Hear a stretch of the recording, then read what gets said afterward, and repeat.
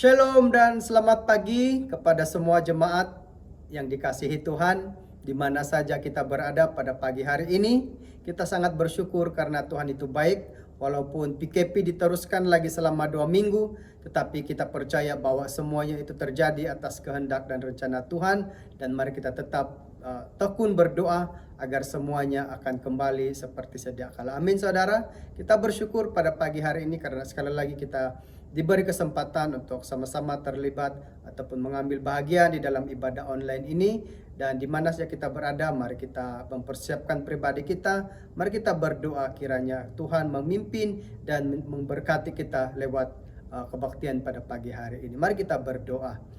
Bapa di sorga, kami bersyukur Tuhan untuk pagi hari ini. Kami percaya Tuhan, walaupun ini cuma kebaktian online, tetapi kuasa-Mu tidak terbatas Tuhan. Engkau menjamah setiap kami yang mengikuti ibadah online ini. Seandainya ada anak-anak-Mu yang sakit, Engkau menjamah, Engkau menyembuhkan. Seandainya ada anak-anak-Mu saat ini yang berbeban berat, bermasalah Tuhan, Engkau berikan jawaban dan penyelesaian Tuhan. Dan ketika kami memuji dan menyembah Engkau, kami mohon Tuhan, Engkau yang akan memimpin kami masuk di dalam hadirat-Mu, agar kami benar-benar merasakan kekuatan baru, kesegaran baru secara jasmani dan rohani kami. Terima kasih Tuhan, kami mengucap syukur dan berdoa. Amin. Mari kita memuji dan menyembah Tuhan. Shalom, mari kita memuji Tuhan hari ini. Satu hal yang kupinta,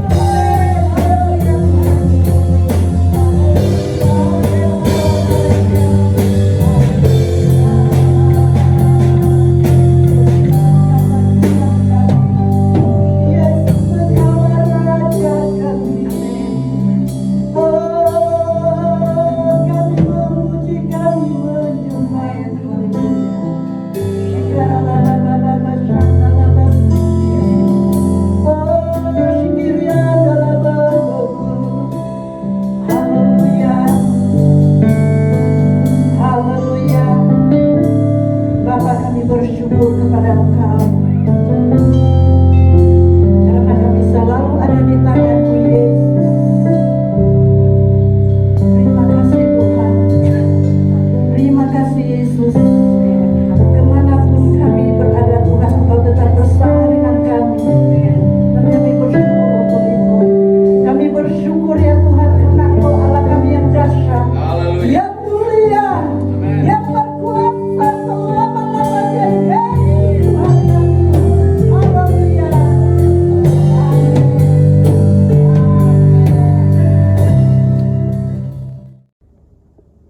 Puji Tuhan, kita sudah memuji dan menyembah Tuhan sebentar tadi, dan saat ini kita akan masuk kepada bahagian pengumuman. Ada beberapa pengumuman yang saya ingin sampaikan pada pagi hari ini.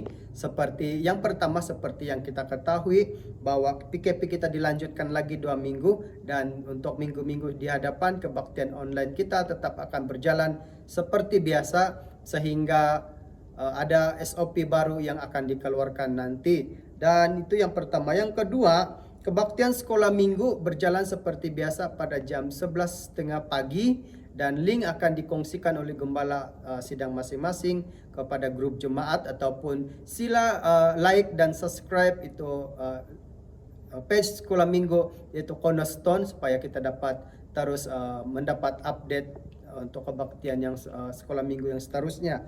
Yang ketiga, saudara dan saudari, pihak gereja ingin terus mendorong kita untuk tetap setia terlibat di dalam pemberian secara online, dan pemberian ini kita boleh salurkan atas talian seperti di nomor akaun yang tertera di screen kita masing-masing, saudara. Dan itu ketiga. Dan keempat, saudara, pengumuman untuk kita semua, selepas kebaktian nanti, selepas khotbah, akan ada satu video pendek berkenaan dengan pelayanan CCC KK yang diberi nama Kalvari Prihatin, dan kita boleh nanti menyaksikan video ini. Apakah video ini, pelayanan apakah di dalam video ini. Saudara dan saudari, seperti yang diumumkan pada minggu yang lalu, pada hari ini, pada pagi ini, kita akan mengambil bahagian ataupun kita akan mengambil perjamuan kudus. Dan sebelum kita mendengar firman Tuhan, marilah kita terlebih dahulu mempersiapkan pribadi kita untuk mengambil bahagian di dalam perjamuan kudus ini. Dan perjamuan kudus ini akan dipimpin oleh Pastor Justin Joseph dari CCC Papar. Nanti selepas sahaja perjamuan kudus ini, firman Tuhan akan disampaikan oleh Pastor Wilson Gusup daripada CCC Tuaran. Dipersilakan, Pastor. Shalom dan selamat pagi kepada sidang jemaat Tuhan yang saya kasihi. Kita bersyukur karena kemurahan Tuhan dan kebaikan Tuhan kita pada pagi hari ini. Dan saudara dikasih dalam Tuhan, pagi hari ini kita akan mengadakan perjamuan kudus. Saya tak percaya bahwa kita semua telah menyediakan roti dan cawan masing-masing. Nah saudara, sebelum kita memulakan, saya sekali lagi memperingatkan kepada kita semua bahwa perjamuan kudus ini hanya untuk mereka yang telah menerima Yesus sebagai Tuhan dan Juru Selamat pribadi mereka. Saudara, sebelum kita mengambil perjamuan kudus, alangkah baiknya kita menguji diri kita sendiri sambil berdoa terlebih dahulu. Kemudian dengan hati yang penuh syukur, renungkanlah pengorbanan Yesus bagi kita semua. Dalam firman Tuhan 1 Korintus 11 ayat 27 sampai 31, firman Tuhan berkata, "Jadi barang siapa dengan cara yang tidak layak makan roti dan minum cawan Tuhan, ia berdosa terhadap tubuh dan darah Tuhan. Karena itu hendaklah tiap-tiap orang menguji dirinya sendiri, dan baru sesudah itu ia makan roti dan minum dari cawan itu. Karena barang siapa makan dan minum tanpa mengakui tubuh Tuhan, ia mendatangkan hukuman atas dirinya. Sebab itu banyak di antara kamu yang lemah dan sakit, dan tidak sedikit yang meninggal. Kalau kita menguji diri kita sendiri, hukuman tidak menimpa kita." Saudara, mari kita berdoa biar kiranya Tuhan campur tangan di dalam diri kita dalam perjamuan kudus pagi hari ini, dan minta Roh Kudus mengurapi kita, menjamah kita pagi hari ini. Kita berdoa. Ya Bapa yang kudus dan maha adil, di dalam kami memperingati pengorbanan Yesus Kristus, Tuhan kami yang disalibkan sebagai persembahan hanya satu kali dan sempurna itu. Kami mempersembahkan diri kami di hadapan-Mu sebagai persembahan yang hidup, kudus dan berkenan kepadamu. Engkau mengenal isi hati kami, kuduskan dan baharui kami tentang keyakinan akan kehadiran Yesus Kristus yang telah Kau bangkitkan dari antara orang mati, supaya Dia hidup di dalam kami dan kami hidup di dalam Dia. Curahkanlah Roh-Mu yang kudus, supaya apabila kami menerima roti dan cawan minuman ini, kami turut mengambil bahagian pada tubuh dan darah Yesus Kristus, Tuhan kami. Karena di dalam Dialah Engkau menjadikan, menguduskan, menghidupkan, memberkati, dan memberi segala sesuatu kepada kami. Hadirlah ya Roh Kudus di dalam hati kami. Tuhan, kami tidak layak menjadi anak-anak-Mu. Tuhan, sekali-kali kami tidak layak menerima-Mu dalam hidup kami. Tuhan, sekali-kali kami tidak layak memungut remeh-remeh yang jatuh dari meja perjamuan-Mu. Tetapi Engkau sendiri telah berkata, barang siapa datang kepadaku, ia tidak kutolak. Terima kasih Tuhan. Dalam nama Yesus. Haleluya. Saudara, mari kita mengambil roti, dan kita mengangkat roti yang dalam tangan kita, saudara. Roti yang dipecah-pecahkan ini adalah persekutuan dengan tubuh Yesus Kristus, Tuhan kita, yang diserahkan bagi kita. Ambillah, makanlah dengan mengingati pengorbanan Yesus Kristus, anak domba Allah yang mendamaikan manusia dengan dirinya. Haleluya. Kita makan bersama, saudara.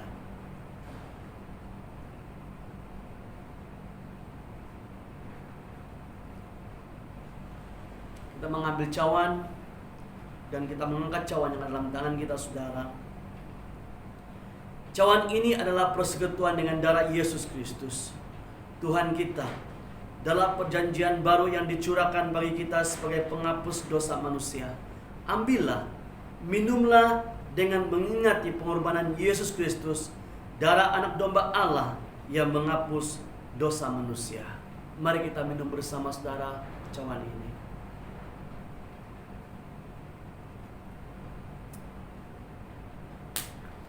Mari semua kita bersyukur kepada Tuhan. Terpujilah Tuhan, hai jiwaku. Pujilah namanya yang kudus, hai segenap batinku. Pujilah Tuhan, hai jiwaku. Dan jangan melupakan segala kebaikannya. Dia yang mengampuni segala kesalahanmu, yang menyembuhkan segala penyakitmu. Dia yang menebus hidupmu dari lubang kubur, untuk memahkotai engkau dengan kasih setia dan rahmat-Nya. Amin. Amin. Saudara, saya terus mengingatkan kepada kita, supaya kita yang sudah menerima Yesus, Tuhan dan Juru Selamat kita, saudara, supaya kita tetap hidup di dalam Dia, saudara. Hendaklah saudara-saudara berakar di dalam Dia, dibangun di atas Dia, dan hendaklah saudara-saudara bertumbuh dan tetap teguh di dalam iman yang telah diajarkan kepadamu. Hendaklah hatimu melimpah dengan syukur. Tuhan memberkati kita semua. Amin. Shalom dan selamat pagi.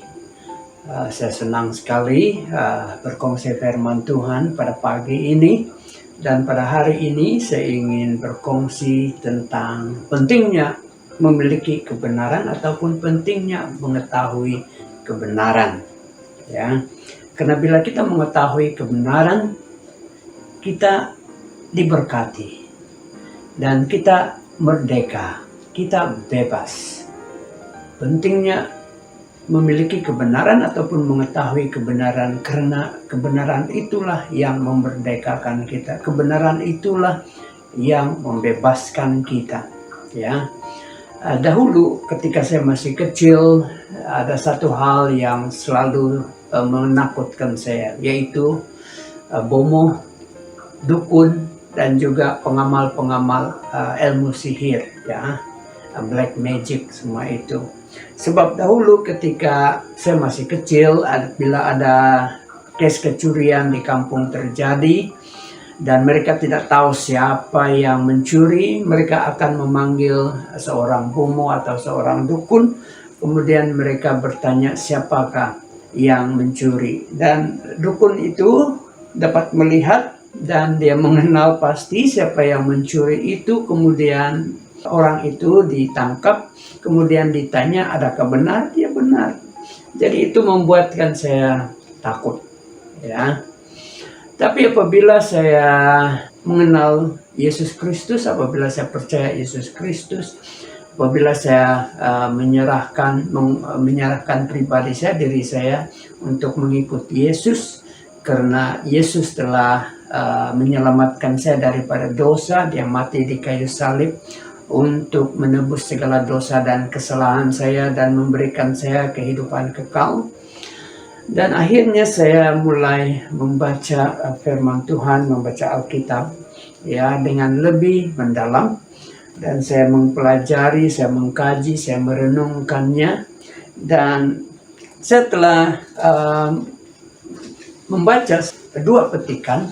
Yang pertama di dalam Filipi pasal 2 ayat 9 ayat 11, di mana Alkitab berkata, itulah sebabnya Allah sangat meninggikan dia dan mengaruniakan kepadanya nama di atas segala nama, supaya dalam nama Yesus bertekuk lutut segala yang ada di langit dan yang ada di atas bumi dan yang ada di bawah bumi, dan segala lidah mengaku Yesus Kristus adalah Tuhan bagi kemuliaan Allah Bapa. Filipi pasal 2 9 ayat 11. Nah, apabila saya membaca petikan ini, ayat-ayat ini, dan saya mulai merenungkan dan saya berdoa, Tuhan, apakah makna, apakah arti ayat ini? Dan akhirnya Roh Kudus mengajar saya.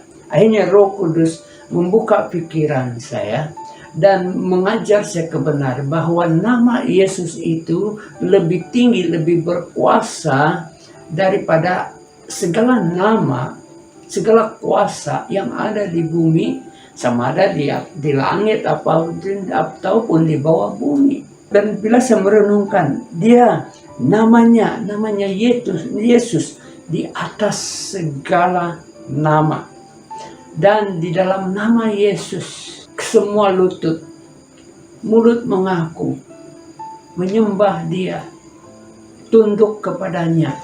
Dan apabila saya merenungkan dan bila pikiran saya terbuka, akhirnya saya mengatakan, kenapa saya takut dengan bomo, kenapa saya takut dengan dukun, kenapa saya takut dengan roh-roh semua itu. Karena saya sekarang adalah milik Allah, saya adalah anak Allah. Dan Alkitab mengatakan dalam Roma pasal 8 ayat 31 mengatakan, jika Allah di pihak kita, siapakah yang akan melawan kita?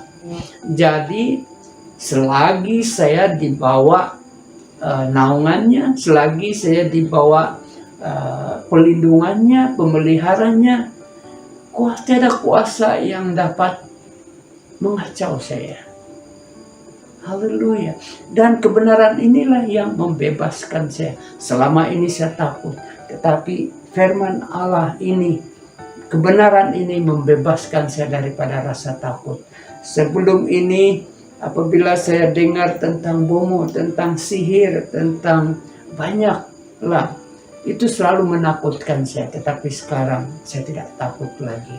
Dan apabila saya mendengar kesaksian Tony Daud, lagi iman saya, keyakinan saya menjadi bertambah lagi kuat. Di mana dia dulu adalah bekas dukun, bekas bomo yang terkenal, tetapi akhirnya segala kuasanya tunduk kepada kuasa Yesus Kristus.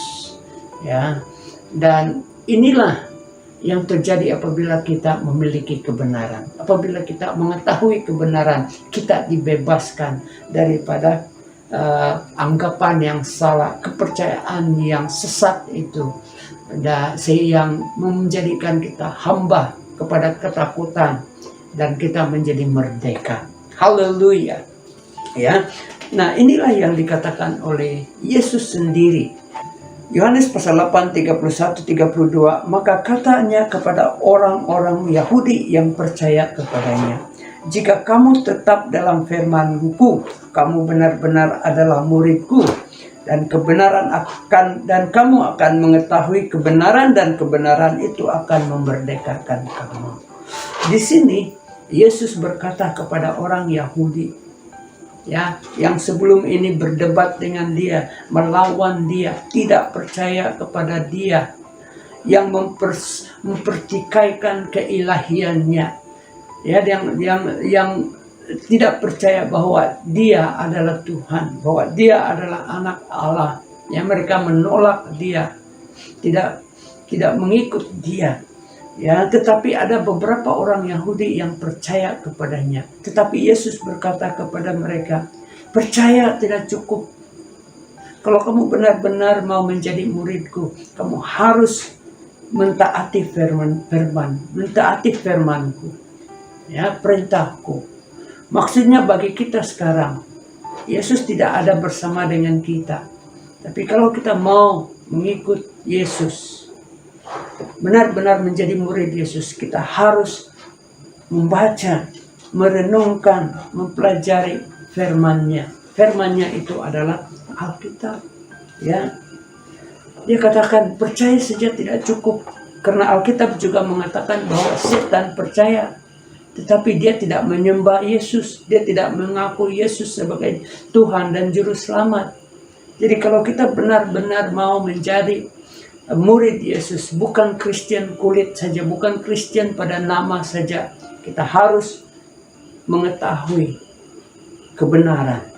Dan kebenaran itu kita hanya perolehi melalui firman-Nya, Alkitab yang kita ada sekarang ini.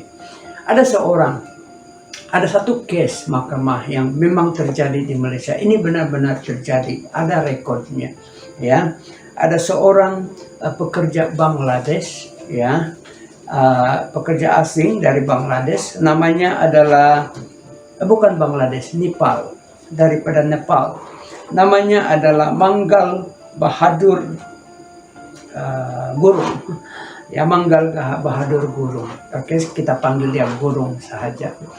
Dia bekerja di sebuah kilang, kemudian pihak immigration datang untuk cek di situ buat pemeriksaan, dan pada masa itu dia hanya memegang salinan paspornya dan juga permit kerjanya, ya. Dan apabila dia menunjukkan salinan itu, pegawai immigration itu tidak percaya. Mereka menyangka ini semua adalah daripada sindiket penipuan. Jadi akhirnya dia dibawa ke balai, ditahan di situ untuk beberapa hari, kemudian dia dihadapkan di mahkamah. Di mahkamah, oleh karena dia tidak berapa paham juga bahasa, ya, dia hanya mengaku salah. Dia mengaku salah. Kemudian hakim ketika itu, yaitu Hakim Zahara, dia menjatuhkan hukuman kepadanya, yaitu 1 kali sebatan dan 10 bulan penjara. Ya, jadi ketika dia dipenjarakan dan dia disebat 1 kali, barulah ada seorang peguam datang dan menunjukkan, membawa paspornya yang sebenar. Apa yang terjadi adalah paspornya yang sebenar, permitnya, kerjanya yang sebenar itu disimpan oleh majikannya. Dan biasanya ini adalah kebiasaan di tempat kita, di mana majikan karena mereka takut pekerja mereka lari, mereka menyimpan paspor mereka. Dan ini terjadi kepada Gurung ini. Dan apabila pihak immigration juga pihak polis penjara mengetahui kebenaran sebenarnya, mereka membawa kes ini kembali ke mahkamah, dan mahkamah mengakui kesilapan mereka, dan mereka membebaskan dia. Jadi semua hukuman yang sebelum ini, ya, semuanya dibatalkan kembali. Tetapi apa yang sudah terjadi kepada Gurung, dia sudah dipenjara, dia sudah disebat. Ya, karena apa? Karena tidak ada kebenaran. Dan apabila kebenaran itu disampaikan, barulah dia bebas. Baru dia bebas. Jadi sangat penting, ya, sangat penting bagi kita untuk memiliki kebenaran. Sangat penting bagi kita untuk mengetahui kebenaran. Karena kebenaran inilah yang memerdekakan kita. Kebenaran inilah yang membebaskan kita. Kita bukan lagi di bawah perhambaan. Mungkin perhambaan itu dalam bentuk ketakutan. Mungkin perhambaan itu dalam bentuk hukuman, ya. Dan benarlah apa yang dikatakan oleh Yesus. Kamu akan mengenal kebenaran dan kebenaran itu akan membebaskan kamu. Haleluya. Amin. Kebenaran itu membebaskan. Tapi soalannya adalah, apakah yang dimaksudkan dengan kebenaran di dalam ayat ini? Ya, siapa yang Yesus maksudkan kebenaran? Bila kamu memiliki, bila kamu mengetahui kebenaran, kebenaran itu membebaskan. Kebenaran itu punya kuasa untuk membebaskan. Jadi siapa yang dimaksudkan dengan kebenaran di sini?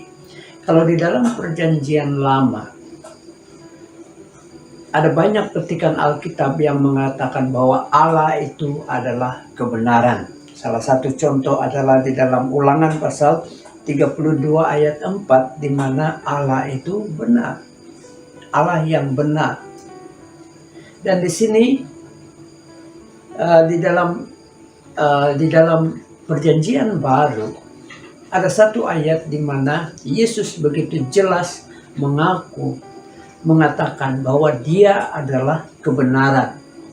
Di dalam Yohanes 14 ayat 6, bukan satu ayat yang janggal bagi kita, tetapi ayat yang sudah kita biasa mendengar, di mana Yesus berkata, kata Yesus kepadanya, "Akulah jalan dan kebenaran dan hidup.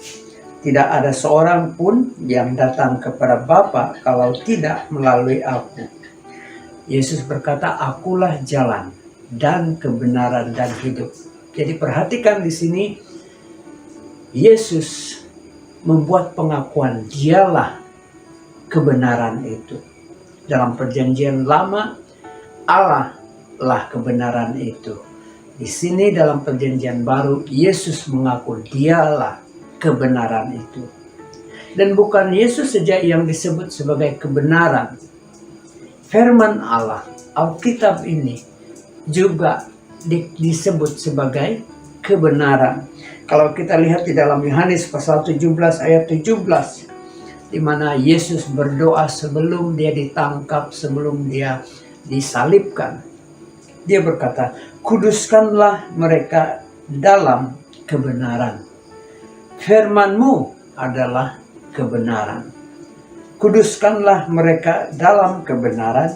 Firman-Mu adalah kebenaran." Kita perhatikan di sini, firman adalah kebenaran.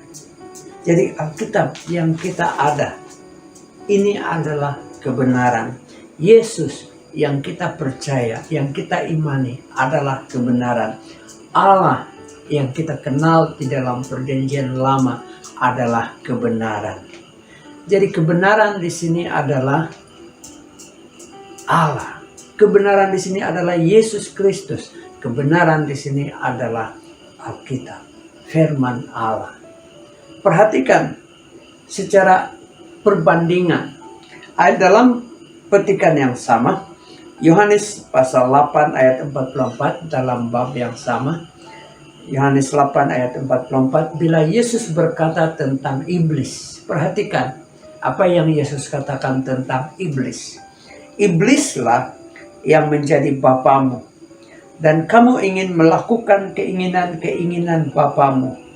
Ia adalah pembunuh manusia sejak semula dan tidak hidup dalam kebenaran, sebab di dalam Dia tidak ada kebenaran. Apabila ia berkata dusta, ia berkata atas kehendaknya sendiri, sebab ia adalah pendusta dan bapa segala dusta." Perhatikan, sebab di dalam Dia tidak ada kebenaran. Di dalam iblis, di dalam setan tidak ada kebenaran. Amin, saudara. Jadi mari kita memilih untuk mengetahui kebenaran, untuk memiliki kebenaran. Dan kebenaran itu hanyalah di dalam Yesus Kristus, dan kita boleh mengenalnya melalui firman. Inilah kebenaran. Ya, bagi kita sekarang ini, Yesus tidak bersama kita lagi, tetapi kita memiliki firman-Nya, dan firman-Nya ini adalah kebenaran. yang menunjukkan kita, memperkenalkan kita kepada kebenaran yang hidup, yaitu Yesus Kristus. Satu ketika dahulu,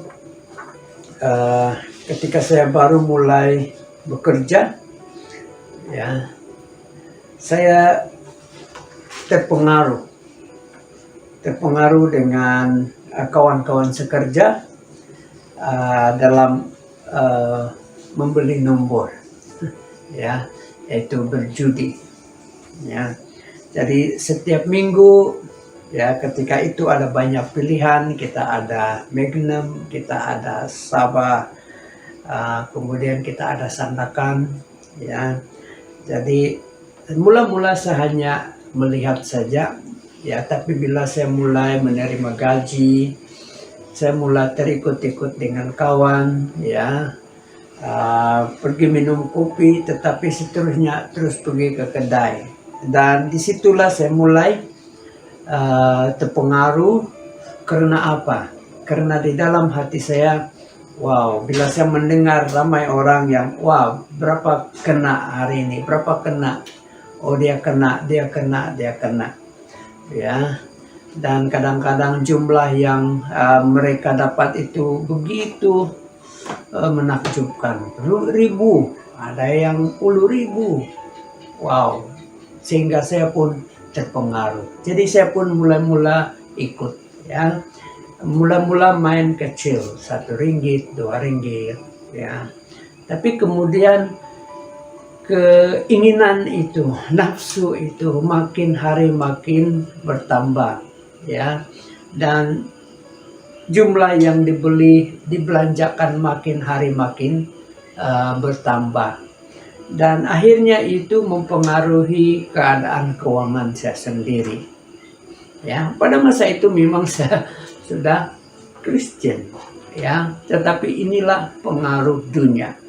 Apabila kita tidak berhati-hati, kita senang terhanyut, kita senang jatuh. Amin. Nah, tetapi bila saya kembali kepada firman Tuhan, dan saya rasa saya sudah terikat dengan nafsu, dengan keinginan mau cepat kaya. Dan saya terbaca di dalam 1 Timotius pasal 6 ayat 9 sampai 10. Tetapi mereka yang ingin kaya terjatuh ke dalam pencobaan, ke dalam jerat, dan ke dalam berbagai-bagai nafsu yang hampa dan yang mencelakakan, yang menenggelamkan manusia ke dalam keruntuhan dan kebinasaan. Karena akar segala kejahatan ialah cinta uang. Sebab orang memburu uanglah, beberapa orang telah menyimpang dari iman dan menyiksa dirinya dengan berbagai-bagai dosa. Ya, jadi bila saya melihat, bila saya membaca dan merenungkan ayat-ayat ini, ya, saya memperhatikan diri saya sendiri, saya refleksi diri saya sendiri, dan Roh Kudus sekali lagi menolong saya. Ya, itulah yang kamu sedang alami. Itulah yang sedang kamu alami.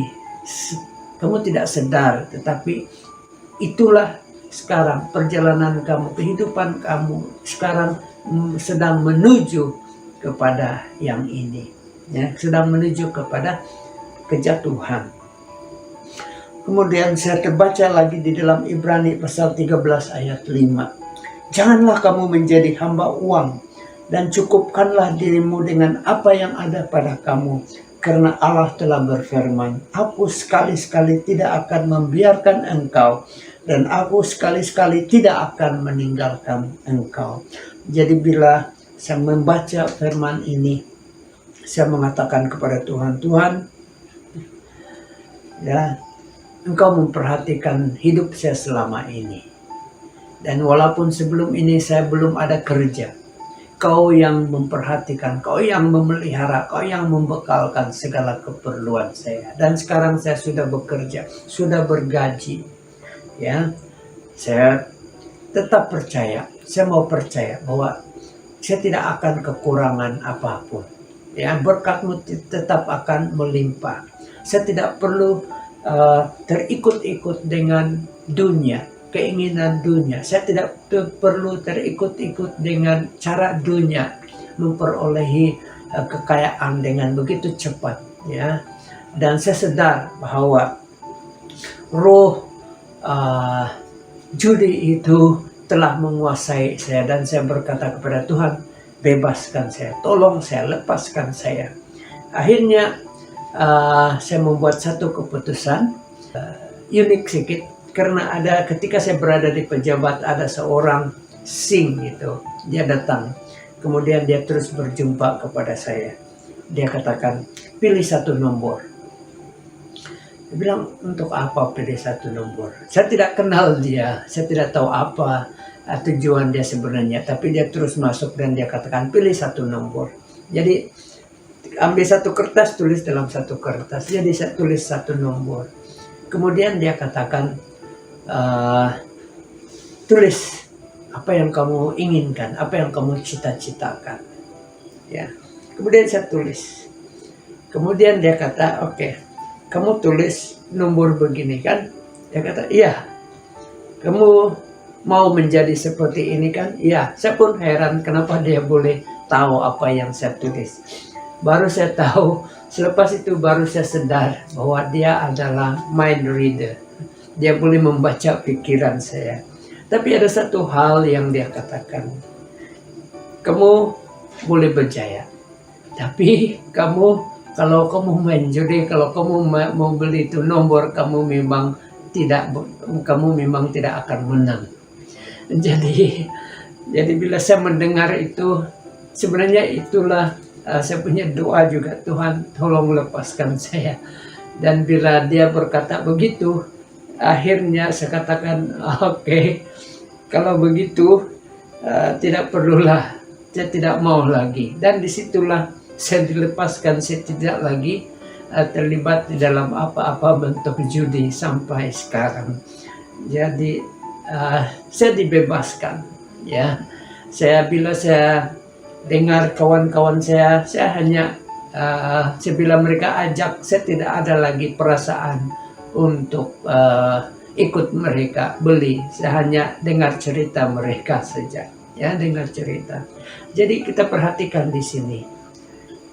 Firman, kebenaran itu dapat membebaskan kita daripada kuasa dosa, membebaskan kita daripada kuasa-kuasa iblis yang coba mengikat kita, menjatuhkan kita, menjauhkan kita daripada Tuhan. Haleluya, amin.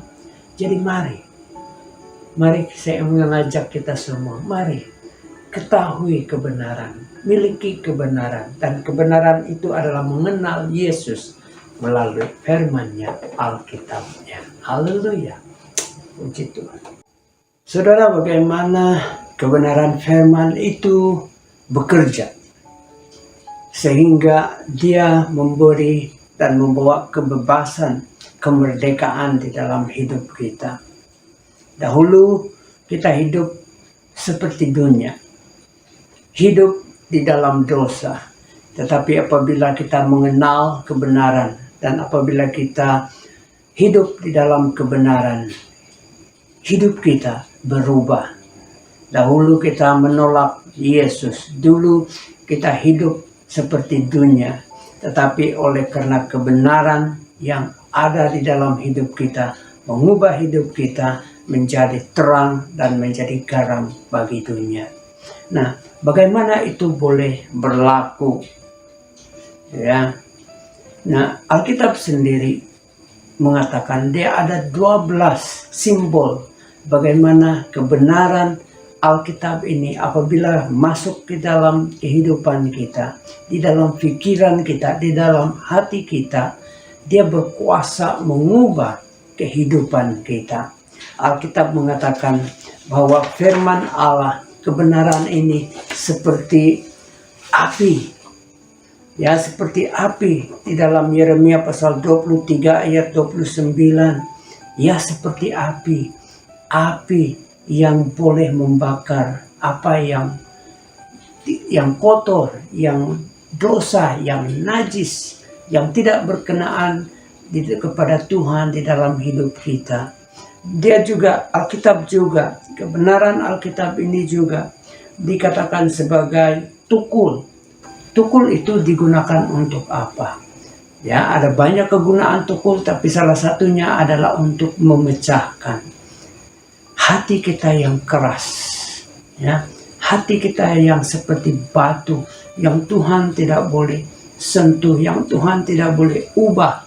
Tetapi apabila kebenaran firman Tuhan itu masuk di dalam hati kita, masuk dalam pikiran kita, dia akan mengubah, dia akan memecahkan hati yang keras seperti batu itu dan menjadikannya hati yang lembut, hati yang daging, di mana Tuhan boleh mengubah.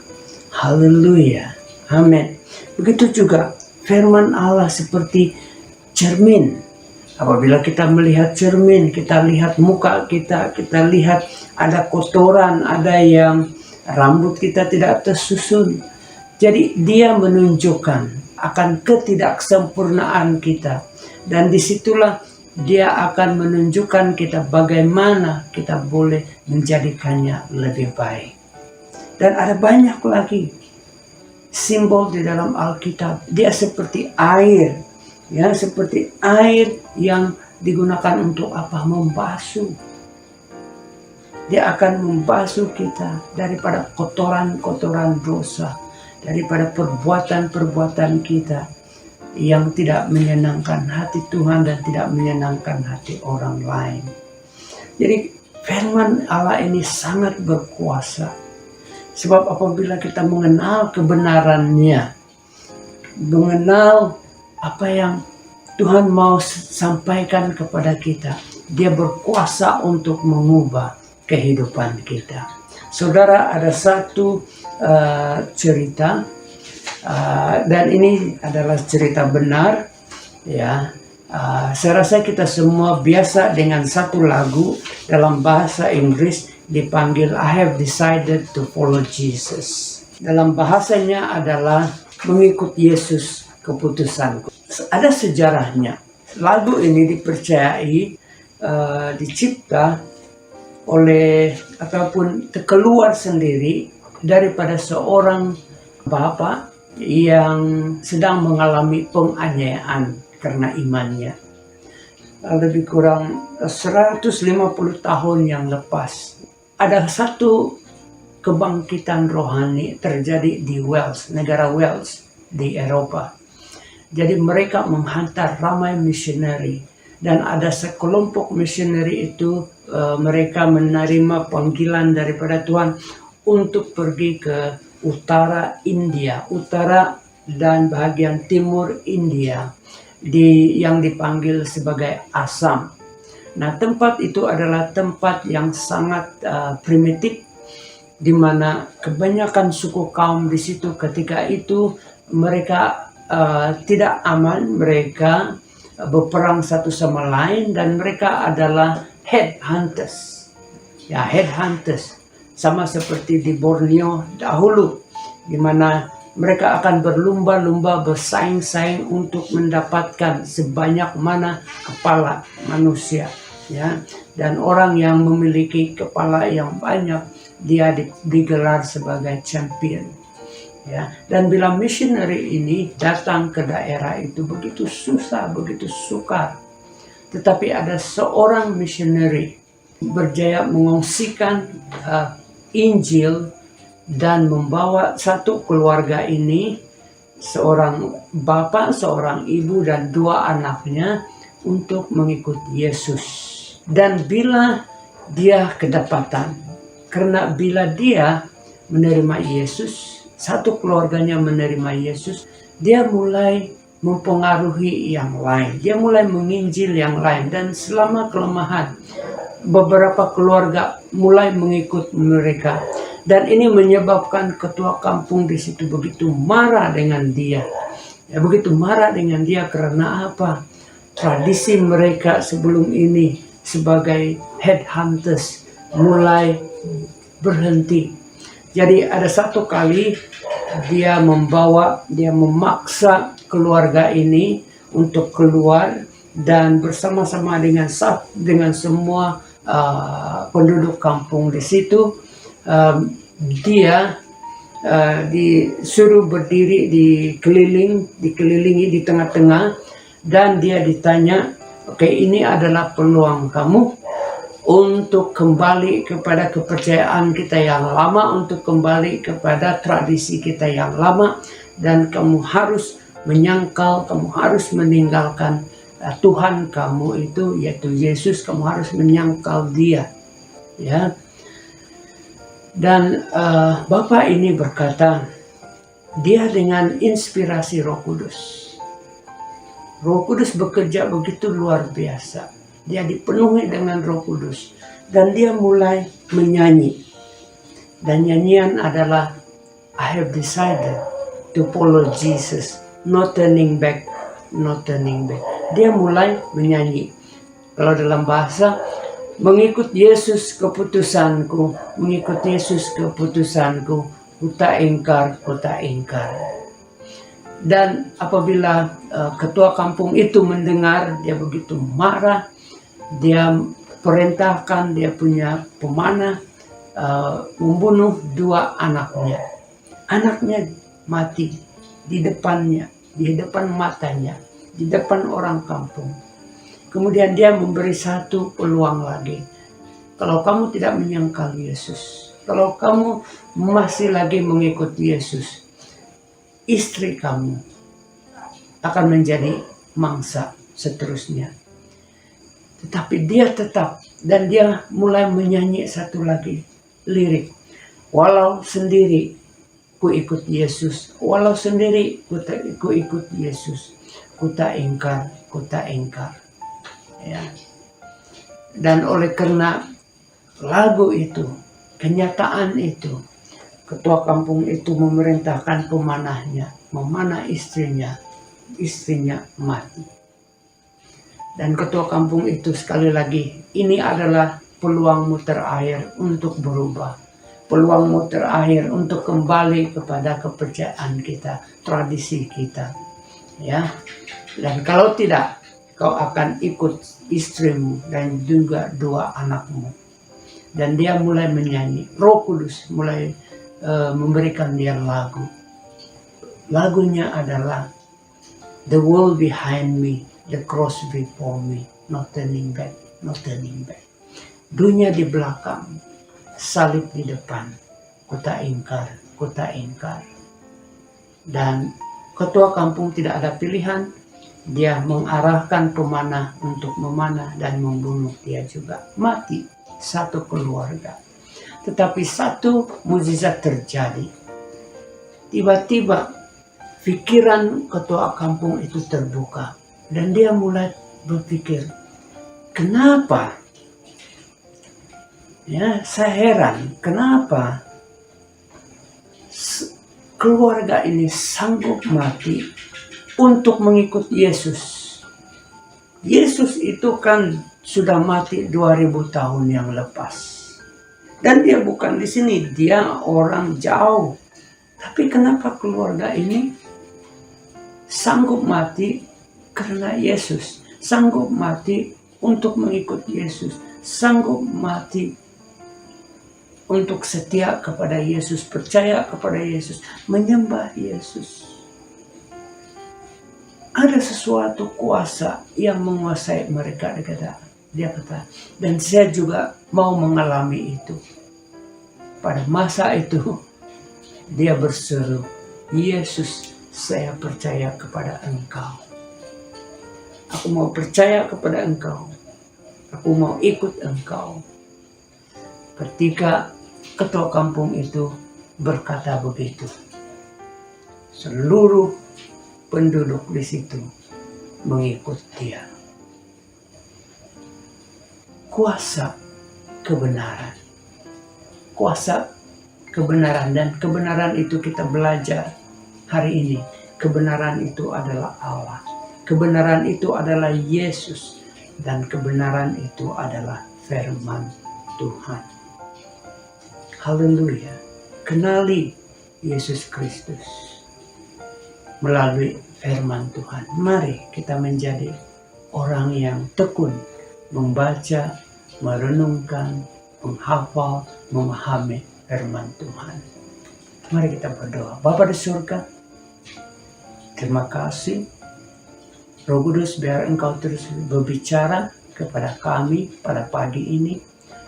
Tuhan, saya berdoa Engkau berkati setiap yang mendengar firman ini, setiap mendengar perkongsian firman ini.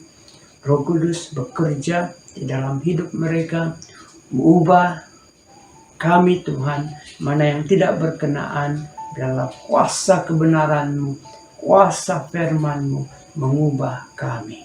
Bukan saja mengubah kami, tetapi juga Tuhan akan dilihat, perubahan itu akan dilihat oleh keluarga kami, oleh jiran-jiran kami, oleh penduduk kampung, oleh bandar di mana kami berada Tuhan. Tuhan, saya berdoa, kebenaran-Mu Tuhan akan memberikan kebebasan, akan memberikan kemerdekaan kepada kami semua. Terpujilah nama-Mu, berkati gereja-Mu, berkati gereja Calvary Charismatic Center. Di dalam nama Tuhan Yesus. Amin.